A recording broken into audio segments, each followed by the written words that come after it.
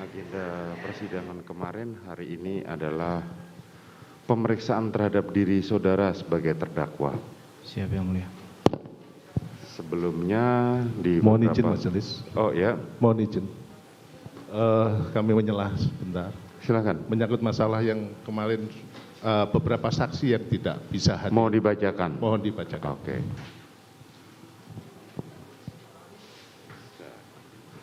Saudara penasihat hukum, Mohon izin majelis, kami beberapa waktu yang lalu sudah memasukkan surat untuk penetapan terdakwa Richard Eliezer sebagai justice collaborator majelis agar kami mohonkan penetapannya karena dalam rangka. jadi kami memberi tanggapan pada permohonan dari penasihat hukum atas Baik. diri terdakwa. Itu penetapan atau itu akan kami pertimbangkan satu kesatuan menjadi dalam putusan nanti. Di dalam putusan ya? Iya. Baik, Kita tapi akan- sebelumnya memang kami sudah ada perjanjian dengan LPSK, itu nanti kita akan Iya betul, sampaikan itu tetap kepada- kami pertimbangkan semuanya di dalam putusan. Jadi itu menjadi satu kesatuan. Baik majelis, terima kasih. Terhadap permohonan dari penuntut umum, apakah penasihat hukum bagaimana tanggapannya? Kami tidak keberatan majelis. Tidak keberatan. Baik, silahkan dibacakan saudara penuntut umum. Terima kasih majelis atas waktu yang diberikan pada kami. Kami akan membacakan 5 orang BAP. 5 BAP berdasarkan, semuanya berdasarkan di bawah sumpah. Ya 5 orang seperti yang sudah-sudah. Langsung aja saya bacakan. Berita acara pemeriksaan saksi Sugeng Putut Wicaksono. Tempat lahir Jakarta 16 Juli 1973, agama Islam, keluarga. Izin mulia, belum dibuka sidang. Oh ya. Sudah kami buka. Jadi langsung dilanjutkan langsung keterangannya saja, Siap, saudara siap. jaksa penuntut umum. Berita acara pemeriksaan, saya ulangi, berita acara pemeriksaan saksi Sugeng Putut Wicaksono. Bahwa berdasarkan di bawah sumpah Sugeng, pada intinya Sugeng Putut Wicaksono memberikan keterangan, dapat saya jelaskan bahwa saya kenal dengan Richard Eliezer pada saat saya tersebut sedang, kan istri saya sama sekali tidak kenal. Dapat saya jelaskan bahwa saya kenal dengan Ricky dan saudara Kuat. Saya pertama bertemu dan kenal mereka pada tanggal 8 Juli 2022. Saya saat mereka sedang menjalani pemeriksaan di ruang pemeriksaan Provos Div Propam Polri, dan saya tidak ada hubungan keluarga dengan kedua orang yang dimaksud. Dapat saya jelaskan bahwa saat ini saya berdinas di Div Propam Polri. Jabatan saya saat ini adalah Sestro Provos Div Propam Polri yang saya jabat sejak bulan Agustus 2020 berdasarkan skep Kapolri nomor skep 1614/7 Romawi /20 2020 tanggal 3 Agustus. Dapat saya jelaskan terkait tugas dan tanggung jawab saya sebagai Sestro Provos. Saudara jaksa penuntut umum dibacakan yang poin yang pokok saja, yang itu yang tidak berkaitan dengan itu silahkan enggak usah. Terima kasih majelis. Langsung dapat saya jelaskan bahwa terkait dengan adanya peristiwa meninggalnya almarhum Nofriansah Yosua Huta Barat yang terjadi di rumah dinas beralamat di Komplek Polri Duren 3 nomor 46 Jakarta Selatan pada tanggal 8 Juli. Saya pertama mengetahuinya pada tanggal 8 Juli 2022 sekitar pukul 20.15 WIB. Saya mendapat informasi dari Karu Provos via telepon terkait adanya kejadian di rumah dinas Kadif Propam. Kemudian saya datang ke kantor untuk menghadap Karu Provos dan menanyakan kronologis kejadian. Setelah itu pada pukul 22.00 bahwa saya beserta Kombes Pol Harun dan Kombes Pol Agus menuju ke ruang pemeriksaan di lantai 3 Biro Provos untuk meminta keterangan singkat terkait kejadian tersebut terhadap 3 orang, yaitu saudara Rikat, saudara Riki, saudara Kuat yang mengetahui kejadian tersebut. Kemudian kami memanggil satu persatu saudara Kuat, saudara Riki, saudara Richard. Dari ketiga orang tersebut saya mendapatkan informasi bahwa asal mula kejadian berawal dari peristiwa yang terjadi di Magelang. Keterangan yang mereka jelaskan saat itu bahwa saat di Magelang saudara Riki, saudara Richard pergi ke SMA Taruna Nusantara untuk bertemu dengan salah satu personil yang ada di sana. Lalu saudara Richard menerima telepon dari Ibu Putri yang meminta tolong untuk segera pulang. Awalnya ibu sudah menelpon saudara Riki namun tidak jawab. Setelahnya mereka, saudara Riki dan saudara Richard, memutuskan untuk pulang ke rumah di Mertoyudan. Namun sebelum pulang, saudara Riki menelpon saudara Kuat untuk memerintahkan saudara Kuat agar mengecek Ibu Putri, sedang melakukan apa? Karena Ibu Putri sampai meminta tolong pada saudara Riki dan saudara Richard untuk segera pulang. Sementara saudara Riki dan saudara Richard dalam perjalanan pulang, saudara Kuat yang sedang berada di rumah, saudara Kuat mendengar teriakan ibu dan langsung menuju ke lantai atas dan bertemu dengan saudara Susi. Lalu minta saudara Susi untuk menemani ibu di kamar. Setelahnya saudara Kuat bertemu dengan saudara Yosua yang sedang menaiki tangga. Pada saat itu saudara Kuat sedang memegang pisau. Saya tidak mengetahui sebelumnya bagaimana diceritakan saudara Kuat bisa memegang pisau dan berusaha mendatangi saudara Joshua untuk berbicara, namun saudara Joshua pergi menghindari. Pada saudara Riki dan saudara Richard sampai di rumah saudara Riki, naik ke lantai atas menuju kamar Ibu Putri. Setelah itu saudara Riki berbicara dengan Ibu Putri, namun saudara Riki tidak menjelaskan kepada saya terkait materi pembicaraannya dengan Ibu Putri pada saat itu. Kemudian berdasarkan keterangan saudara Riki bahwa setelah dari kamar Ibu Putri, saudara Riki pergi ke kamar saudara Yosua untuk mengamankan senjata saudara Yosua. Lalu Ibu Putri memberikan perintah bahwa mereka akan pulang besok. Berdasarkan keterangan saudara Richard dan saudara Riki dan saudara Kuat, besok harinya dalam perjalanan menuju Jakarta yang bersama dengan saudara Yosua adalah saudara Riki. Hanya mereka berdua dalam satu mobil. Pada saat itu saudara Yosua protes kepada saudara Riki kenapa senjatanya saudara Yosua diamankan. Dengan berbagai alasan, akhirnya saudara Riki mengembalikan senjatanya saudara Yosua kepada saudara Yosua dalam mobil saat itu dalam perjalanan menuju Jakarta. Poin penting yang ingin saya sampaikan bahwa berdasarkan keterangan mereka, saudara Richard, saudara Riki, saudara Kuat, terkait peristiwa yang terjadi di Magelang, kesan yang dapat saya ambil dari cerita tersebut adalah Ibu Putri merasa terancam dengan saudara Yosua. Hal itu yang menyebabkan senjata saudara Yosua diamankan. Dapat saya tambahkan, pada saat saya berada di beserta Kombes Pol Harun dan Kombes Pol Agus sedang melakukan interogasi pada saudara Richard, Bapak Verdi Sambo datang ke ruangan pemeriksaan. Beliau menyatakan bahwa ingin berbicara empat mata dengan saudara Richard. Lalu kami semua keluar dari ruang pemeriksaan dan kami memutuskan untuk berkumpul di ruang tunggu pemeriksaan. Setelah 10 sampai dengan 15 menit kemudian, Bapak Verdi Sambo bersama saudara Richard keluar dari ruang pemeriksaan, bergabung dengan kami di ruang tunggu pemeriksaan dan menceritakan pada kami terkait hal-hal umum yang terjadi pada saat itu dan tidak ada hal-hal yang krusial. Menurut saya, kejadian yang terjadi di Magelang merupakan trigger pemicu. Hal tersebut saya sampaikan karena setelah beberapa hari, tanggal pastinya saya sudah lupa, saya beberapa kali diingatkan oleh saudara Verdi Sambo bahwa cerita di Magelang tersebut tidak ada, itu hanya ilusi.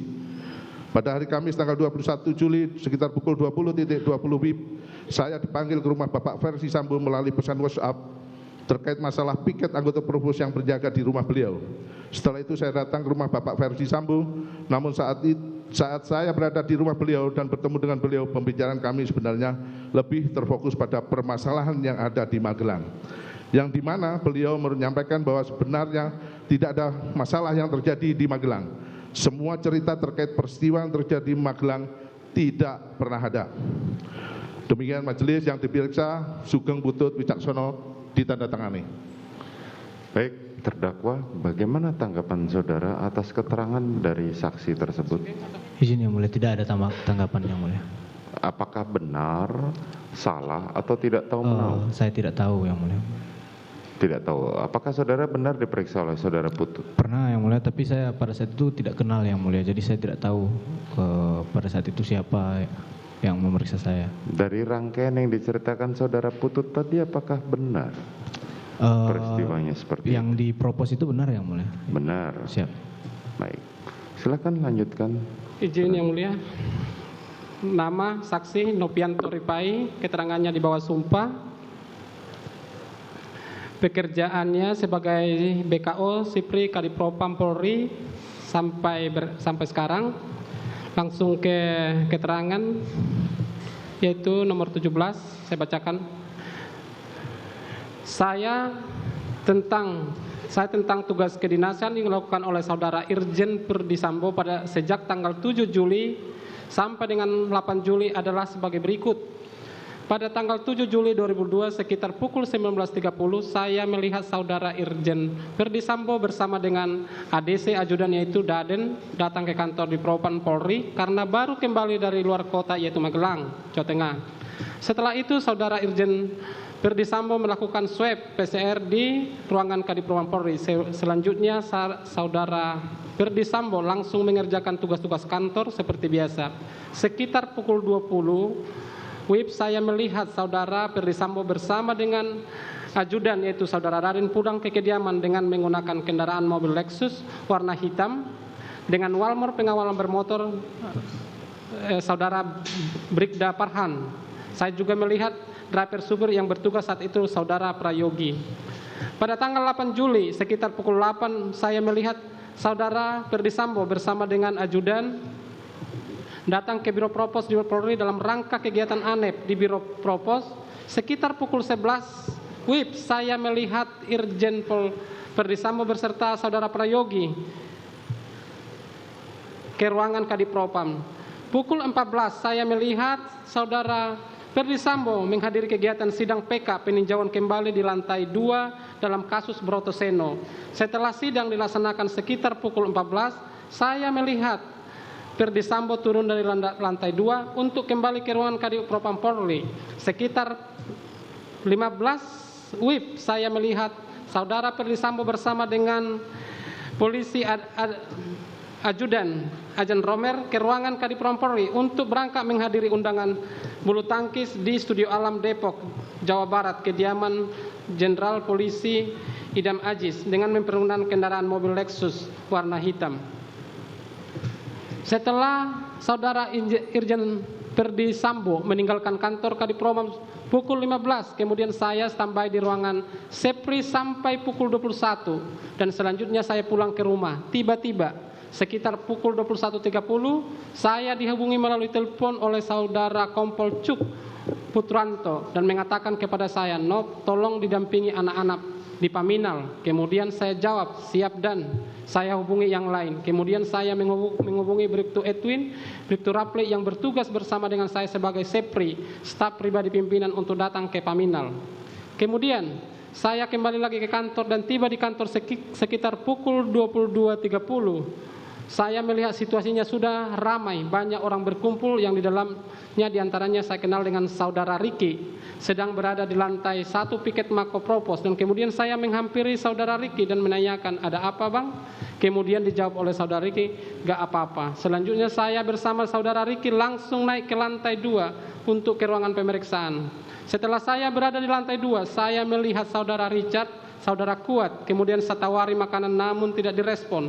Tidak lama kemudian saya dihubungi saudara Reza, Mahreza Rizky melalui via telepon dan saudara Reza mengatakan kepada saya, "Bang, mohon petunjuk, saya disuruh menghadap ke Propos, ada apa ya?" Kemudian saya jawab, "Iya." Tidak lama kemudian saudara Reza berada di lantai 2 bertemu dengan saya. Selanjutnya ketika saya mengajak saudara Reza ke kantin yang berada di lantai 1, tiba-tiba saya dan saudara Reza bertemu dengan Kombes Pol Leo yang berpakaian dinas Propos. Tiba-tiba Kombes Leo mengajak saudara Reza masuk ke dalam ruangan taut dan langsung naik ke lantai 2. Setelah saya berada di lantai 2, saya melihat Kaden A. Ro Paminal Agus Nurpatria berpakaian batik sedang bersama saudara Sikit. Sekitar pukul 22.30 saya bersama-sama dengan saudara Richard, saudara Riki, saudara Kuat, saudara Sigit, Kaden Pro Paminal Agus Nurpatria ke gedung Paminal lantai 7, gedung TNCC, tepatnya di ruangan detasemen A, Biro Paminal di Propam Polri. Setelah sampai di ruangan Kaden A, kemudian saya, saudara Richard, saudara Kuat, saudara Riki diperintahkan oleh Kombes Pol Agus Nurpatria untuk melakukan reka ulang dan saya melihat Kaden A, Agus Nurpatria bertanya kepada saudara Cat, "Gimana kejadian tadi?" Kemudian saya melihat saudara langsung mengarahkan dengan tangan sebagaimana yang tertuang dalam screenshot video di bawah ini. Di dalam ruangan Kaden A, saya diperintahkan oleh Kaden A untuk memperagakan seolah-olah sebagai Brigadir Joshua dengan posisi tengkorak dengan kepala menengok sebelah kiri sebagaimana foto tersebut. Demikian majelis keterangan di bawah sumpah ditandatangani oleh saksi Novianto Rifai. Saudara terdakwa, bagaimana atas keterangan saksi tersebut? Benar yang mulia, memang ketemu dari propos sampai di paminal Bang Novianto itu mendampingi yang mulia. Baik, silakan dilanjutkan jaksa penuntut umum. Siap, majelis. Keterangan saksi Rojiah alias Jia. Saksi menerangkan bahwa saksi adalah bekerja sebagai ART di keluarga terdakwa Ferdi Sambo dan Putri Chandrawati. Poin 13, saksi menerangkan saksi mengenal Richard Eliezer sebagai driver untuk Bapak Ferdi Sambo dan Ibu Putri Chandrawati dan juga merangkap ajudan. Poin 20, bahwa saksi menerangkan saksi mengetahui bahwa Bapak Ferdi Sambo pada bulan Juli 2022 berkunjung ke Magelang atau tidak mengetahui. Yang saya ketahui dari keterangan Susi bahwa pada tanggal 2 Juli 2022 sekitar jam 13 WIB atau sekitar jam 14 WIB Ibu Putri Chandrawati dan Susi mau pergi ke Magelang untuk kegiatan di Magelangnya saya tidak diberitahukan. Saya pun juga tidak mengetahui siapa saja yang ikut dengan Ibu Putri Chandrawati dan saya tidak mengetahui Ibu Putri pergi menggunakan kendaraan apa. Kemudian pada tanggal 8 Juli 2022 sekitar pukul 16 saat saya mau menuju toilet lantai 1, Damson menyampaikan ibu pulang. Setelah itu saya menghampiri Ibu Putri Chandrawati yang berada di dalam garasi mobil yang sudah turun dari mobil Lexus LM warna hitam nomor pol tidak mengetahui, lalu saya mengucapkan selamat sore Bu. Namun ibu hanya diam saja dan langsung masuk ke dalam rumah, sedangkan saya langsung kembali ke lantai 2 untuk menjaga anak Ibu Putri Chandrawati yang bernama Arka. Saya poin 26. Saksi menerangkan bahwa saat Ibu Putri dan rombongan tiba di rumah yang beralamat di Saguling 329 Pancoran Jakarta Selatan, setahu saksi yang ada di rumah yaitu saksi Arka, Tresia, Dirianto, Damson dan Tini. Cukup. Bagaimana terdakwa atas keterangan saksi Jia tadi? Saya tidak tahu yang mulia. Tidak tahu. Lanjutkan. Keterangan Sartini. Keterangan Sartini, poin saksi menerangkan bahwa saksi adalah ART di keluarga terdakwa Ferdi Sambo dan Putri Chandrawati.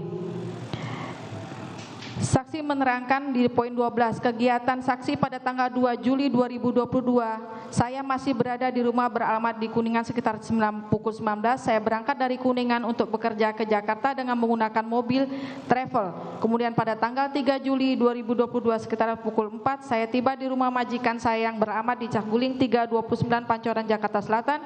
Kemudian yang saya ketahui rumah tersebut adalah milik Bapak Ferdi Sambo. Setibanya saya di rumah tersebut, saya diterima oleh Dirianto alias Kodir, lalu saya beristirahat sampai sore. Saya berkenalan dengan ART lainnya, diantaranya Jia, Susi, Dirianto, Kodir, dan Om Damson. Selanjutnya tanggal 3, 4, poin 3, 4, dan sampai tanggal 8, saksi menerangkan saksi melaksanakan tugas seperti biasanya sebagai ART. Saksi mengetahui Ibu Putri Chandrawati datang dari Magelang, namun saksi tidak melihat langsung Ibu Putri Chandrawati.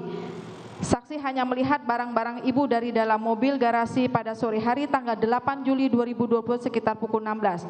Beserta rombongan tidak kenal namanya dan dilanjutkan adanya pemeriksaan PCR.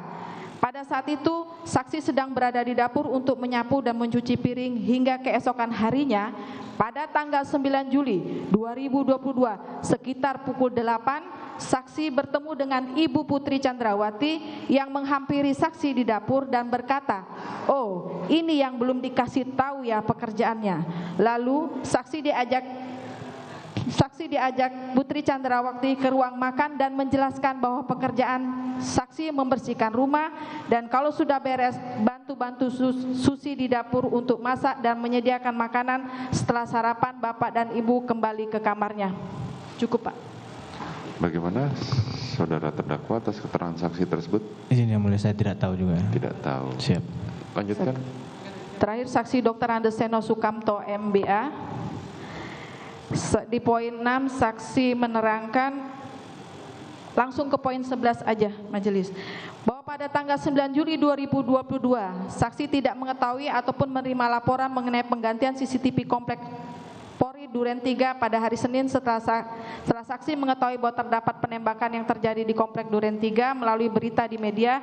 Saksi menghubungi Satpam yang melaksanakan piket pada tanggal 8 Juli 2002 yakni Saudara Marzuki, dan Satpam yang melaksanakan piket pada tanggal 9 Juli 2002 yaitu Saudari Zapar untuk menanyakan mengenai kejadian dan CCTV pada tanggal 8 Juli 2022. Saudara Marzuki dan Zapar menjelaskan secara sekilas bahwa DVR CCTV diganti oleh orang yang tidak dikenal pada tanggal 9 Juli 2022. Pada tanggal 12 Juli 2022 sekitar pukul 7.30 Saudara Marzuki dan Saudara Zapar datang ke tempat tinggal saksi dan menjelaskan bahwa pada tanggal 9 Juli 2022 ada sekitar 3 sampai 5 orang yang datang mengaku sebagai anggota polisi ke pos pengamanan Komplek Duren 3 namun tidak memberitahukan di mana bertugas dan juga tidak memberikan nama, lalu mereka langsung mengganti DVR CCTV yang ada dengan yang baru.